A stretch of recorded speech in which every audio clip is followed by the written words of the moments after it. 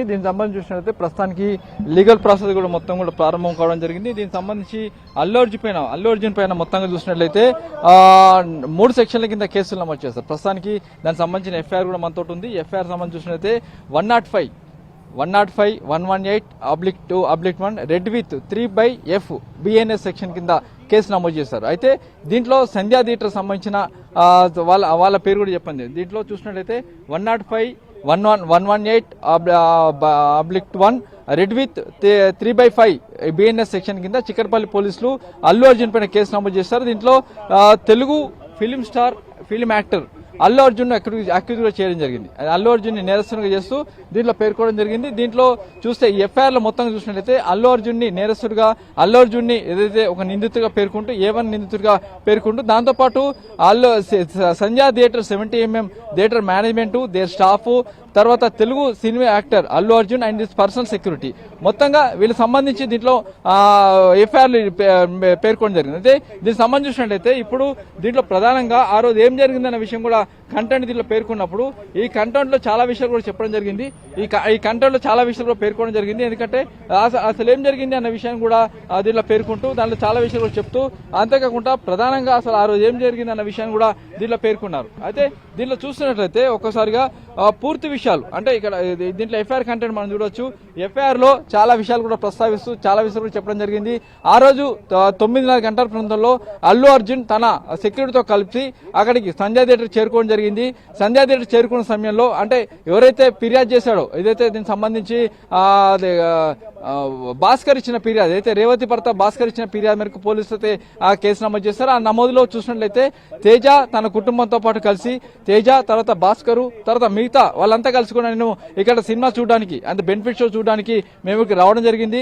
అయితే benefit show cinema చూడడానికి వచ్చినప్పుడు అదే సమయంలో 9:30 గంటల ప్రాంతంలో సంధ్యా 70 థియేటర్ చేరుకున్న తర్వాత అక్కడ పెద్ద ఎత్తున పబ్లిక్ గుమిగూడున్నారు. గుమిగూడిన సమయంలో మేము గేట్ పక్కన నిలబడి ఉన్నాం. అదే సమయంలో నా భార్య అయిన రేవతి అయితే భాస్కర్ చెప్పినప్పుడు నా భార్య రేవతి తర్వాత కొడుకు శ్రీతేజ 9 సంవత్సరాలు ఉంటారు. వీళ్ళందరూ కలిసి థియేటర్ లోపలికి వెళ్ళిపోతున్న సమయంలో మేమందరూ కలిసి లోపల వెళ్ళిపోతున్న సమయంలో ఒక్కసారిగా అదే సమయంలో అల్లు అర్జున్ అక్కడ రావడంతో పూర్తి స్థాయిలో పరిస్థితి అదుపు తప్పిపోయింది. అదుపు తప్పడంలో ప్రధానంగా చూసినట్లయితే దీంట్లో ముఖ్యంగా ఒక్కసారిగా అల్లు అర్జున్ సంబంధించి సెక్యూరిటీ సిబ్బంది తోపులాట చేయడంతో ఒక్కసారిగా తొక్కిసలాట జరిగింది. ఆ తొక్కిసలాట్ లో పూర్తి స్థాయిలో కూడా తొక్కిసలాట చూసినట్లయితే అల్లు అర్జున్ అక్కడికి వచ్చినాక తొక్కిసలాట జరిగింది. ఆ తొక్కిసలాట్ లో ఒక్కసారిగా పబ్లిక్ అంతా మా మీద పడడంతో ఊపిరాడక నా భార్య అయిన రేవతి కింద పడిపోయింది. శ్రీతేజ కూడా అక్కడ పడిపోయాడు. తర్వాత శ్రీతేజను తీసుకెళ్లి పోలీసులు సిపిఆర్ చేసే ప్రయత్నం చేశారు. కానీ అతని పరిస్థితి సీరియస్ గా ఉంటే ఆసుపత్రికి షిఫ్ట్ చేశారు. రేవతి పరిస్థితి కూడా అంత సీరియస్ గా ఉంటే పక్కనే ఉన్న దుర్గాబాయి దేశ్ముఖ్ ఆసుపత్రికి షిఫ్ట్ చేస్తే ఆమె అప్పటికి చనిపోయినట్టుగా డిక్లేర్ చేశారు.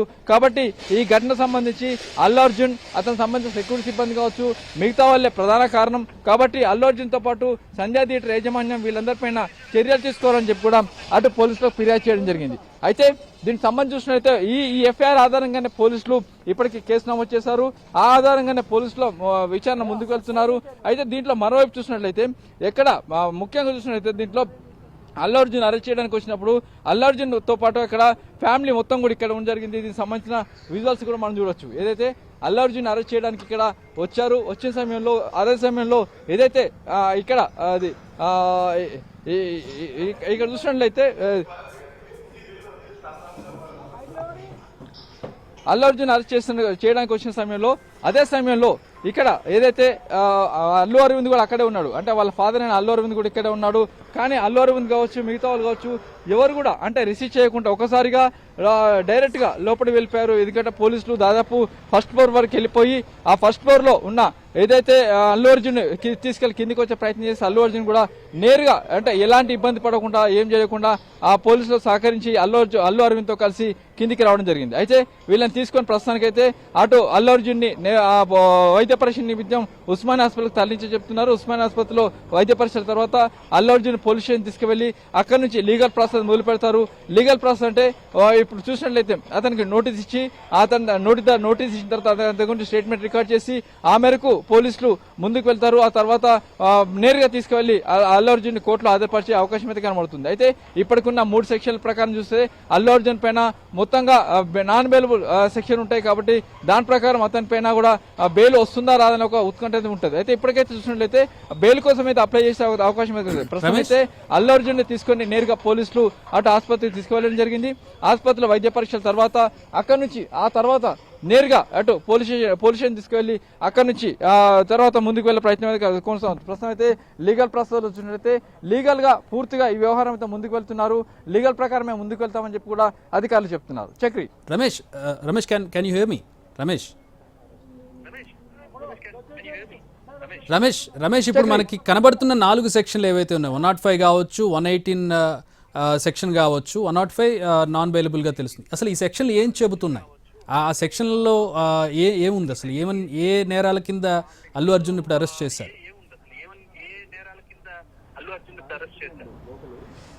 దీనికి సంబంధించి చూసినట్లయితే ఇప్పుడు అధికారులు చేసిన 3 సెక్షన్ల ప్రకారం చూసినట్లయితే ఆ సెక్షన్ల ప్రకారం అల్లు అర్జున్ కి నాన్ బెయిలబుల్ సెక్షన్ కింద కేసులు నమోదు చేశారు. అంటే ఈ సెక్షన్ ప్రకారం చూసినట్లయితే ఒకరి మృతికి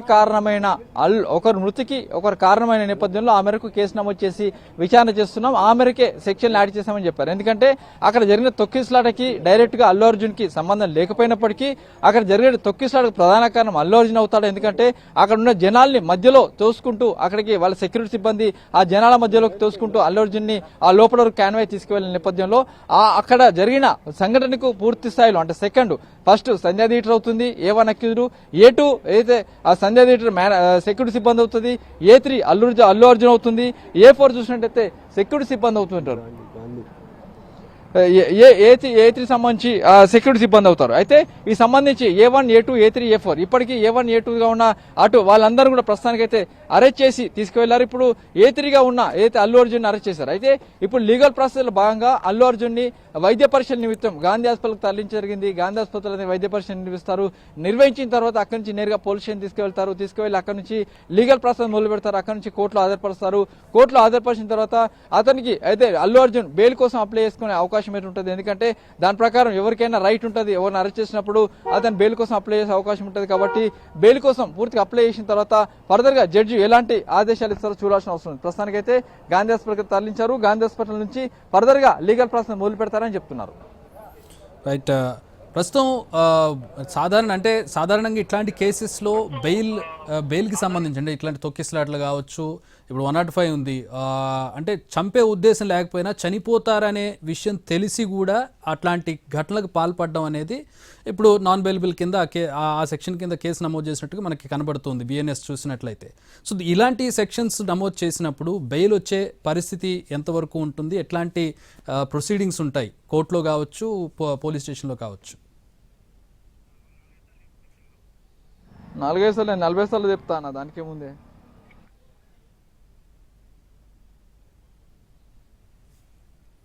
Ramesh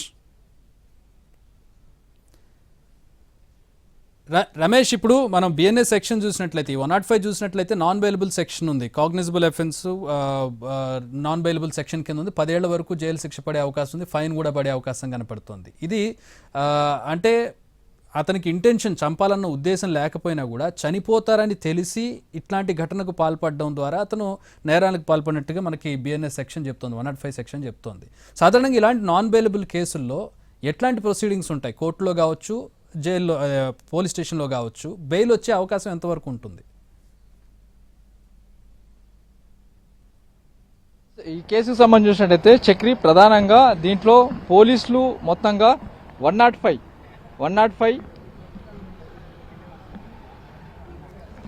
118/1 red with 3/5 BNS Bharat న్యాయ సంహిత సెక్షన్స్ కింద పోలీసులు కేసు నమోదు చేశారు. అయితే ఈ 3 సెక్షన్లకు సంబంధించి చూసినట్లయితే ఇది చాలా సీరియస్ యాక్షన్స్, సీరియస్ పనిష్మెంట్ ఉంటుంది, సీరియస్ గా యాక్షన్ తీసుకునే అవకాశం ఉంది. ఎందుకంటే ఒక జరిగిన స్టాంపెడ్ కావచ్చు, తొక్కిస్లాట్ కావచ్చు. ఈ తొక్కిస్లాట్ సంబంధించి ప్రధానంగా ఒకరు కారణమైనప్పుడు దానికి సంబంధించి పోలీసులు కేసు నమోదు చేస్తారు. దీంట్లో ప్రధానంగా సంధ్యా థియేటర్ యాజమాన్యం A1 గా ఉంటే, దీంట్లో సంధ్యా థియేటర్ సంబంధించిన యాజమాన్యం A1 గా ఉంటే, ఆ తర్వాత ఉన్న ఇక్కడ చూసినట్టయితే అక్యూజ్డ్, సస్పెక్ట్ అండ్ అక్యూజ్డ్ సంబంధించి సంధ్యా థియేటర్ యాజమాన్యం A1 గా ఉంటే, ఆ తర్వాత వాళ్ళ స్టాఫ్ ఉంది, సెక్యూరిటీ సిబ్బంది స్టాఫ్ ఉంది, తర్వాత తెలుగు యాక్టర్ అల్లు అర్జున్ ఉన్నది, ఆ తర్వాత పర్సనల్ సెక్యూరిటీ అంటే అల్లు అర్జున్ సంబంధించి పర్సనల్ సెక్యూరిటీ మొత్తం A1, A2, A3, A4 మొత్తంగా నలుగురు పైన కూడా కేసు నమోదు చేశారు. దీనికి సంబంధించి 105, 118 రెడ్ విత్ 3/5 BNS సెక్షన్ అంటే భారత్ న్యాయ సంహిత సెక్షన్ కింద చిక్కడపల్లి పోలీసులు ఈ మేరకు కేసు నమోదు చేశారు. దీంట్లో 2024 FIR నెంబర్ 376 2024 మొత్తంగా ఈ 3 సెక్షన్ల కింద పోలీసులు అయితే కేసు నమోదు చేసి ఆ మేరకు ఇప్పటికే ముగ్గురిని అరెస్ట్ చేశారు. సంధ్యా థియేటర్ యాజమాన్యం, సంధ్యా థియేటర్ మేనేజర్, సంధ్యా థియేటర్ సెక్యూరిటీ ఆ ముగ్గురిని ఇప్పటికే అరెస్ట్ చేశారు. వాళ్ళని రిమాండ్ పంపించారు. అయితే దాని తర్వాత ప్రధానంగా ఉన్న అల్లు అర్జున్ అక్కడ చనిపోవడానికి ప్రధాన కారణం ఎవరైతే ఉన్నారో, అక్కడ తొక్కిసలాట ప్రధాన కారణం ఎవరైతే ఉన్నారో ఆ సంబంధించిన ఏదైతే అల్లు అర్జున్ సిబ్బంది, అల్లు అర్జున్ వీళ్ళ పైన కూడా పోలీసులు అయితే కేసు నమోదు చేశారు. ఇప్పుడు అల్లు అర్జున్ అరెస్ట్ చేశారు. అయితే అల్లు అర్జున్ అరెస్ట్ చేసి ఇప్పుడు లీగల్ ప్రాసెస్ అధికారులు మొదలుపెట్టారు. ఆ మేరకు ముందుకు వెళ్తున్నారు. ఎందుకంటే లీగల్ ప్రాసెస్ లో భాగంగా ఎవరిని అరెస్ట్ చేసినప్పుడు వాళ్ళకి వైద్య పరీక్షలు నిర్వహించాలి, ఆ తర్వాత పోలీసులు విచారించాలి, 41 సెక్షన్ కింద విచారణ జరిపి అటు ముందుకు పంపించాలి. అయితే దీనికి సంబంధించి చూసినట్లయితే ఇప్పుడు ఈ ప్రాసెస్ ఇంకా కొనసాగుతుంది. ఈ ప్రాసెస్ లో భాగంగా ఆ రోజు ఎవరైతే అల్లు అర్జున్ మీద కేసు ఏదైతే ఫిర్యాదు చేస్తాడో అతనికి సంబంధించిన చూసినట్లయితే భాస్కర్ ఏదైతే రేవతి భర్త భాస్కర్ ఇచ్చిన ఫిర్యాదు మేరకు పోలీసులు అయితే కేసు నమోదు చేశారు. ఈ భాస్కర్ ఇచ్చిన రేవతి చనిపోయింది, వాళ్ళ భర్త భాస్కర్ ఒక ఫిర్యాదు చేస్తాడు, ఆ ఫిర్యాదు మేరకు అయితే పోలీసులు అయితే కేసు నమోదు చేస్తారు. అయితే ఆ రోజు ఏం జరిగిందన్న విషయం కూడా కూలంకుషంగా దీంట్లో భాస్కర్ కి ఫిర్యాదు చేస్తాడు. 9:30 సమయంలో జరిగిన అల్లజల్లో నా భార్య చనిపోయింది, ఆ తర్వాత నా కుమారుడు ప్రస్తుతానికి చావుబతుకుల మధ్య ఉన్నాడు. ఈ ప్రధాన మొత్తానికి కారణం కూడా a reason of the incident because of the Sandhya theatre 70mm management and the staff of the reason for the crowd pushed and the surgery forward because of the actor Allu Arjun and his personal security.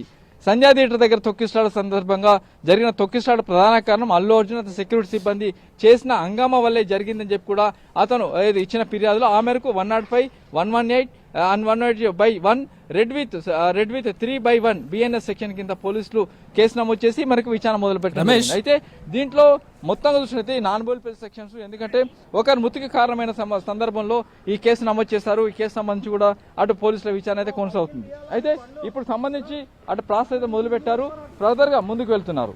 Chakri Ramesh, ఒక విషయం, ఇప్పుడు ఈ పోలీసుల విషయంలో అల్లు అర్జున్ కాస్త అసహనం వ్యక్తం చేసినట్టుగా మనకి కనబడుతోంది. మీరు నేరుగా అంటే ఇందాక ఆయన మాట్లాడినటువంటి దృశ్యాలను కూడా చూసాం. ఒకసారి ఆయన ఏం మాట్లాడారు అంటే మనకి క్లియర్గా ఆడియో లేదు, బట్ ఆడిబుల్. ఒకసారి విందాం ఆయన ఏం మాట్లాడారు పోలీసులు తీసుకెళ్లే సందర్భంలో, ఆయన టీ తాగుతున్నటువంటి సందర్భంలో.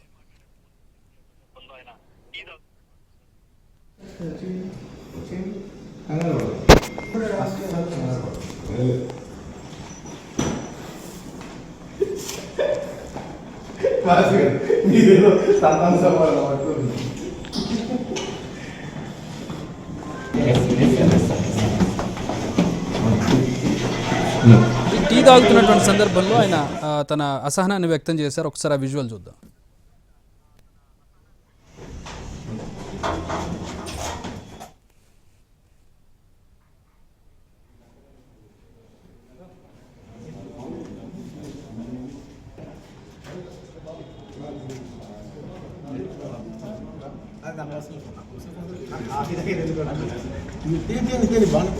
మీరు ఏం ఆర్డర్ చేస్తారు? ఏం ఆర్డర్ చేయలేదు, ఎందుకంటే అర్థం మార్చుకుంటారు. బయట ఒక మనిషి పంపించమంటే సార్ నాకు తీసుకెళ్తాం తప్పలేదు, చేయటం తప్పలేదు కాదు.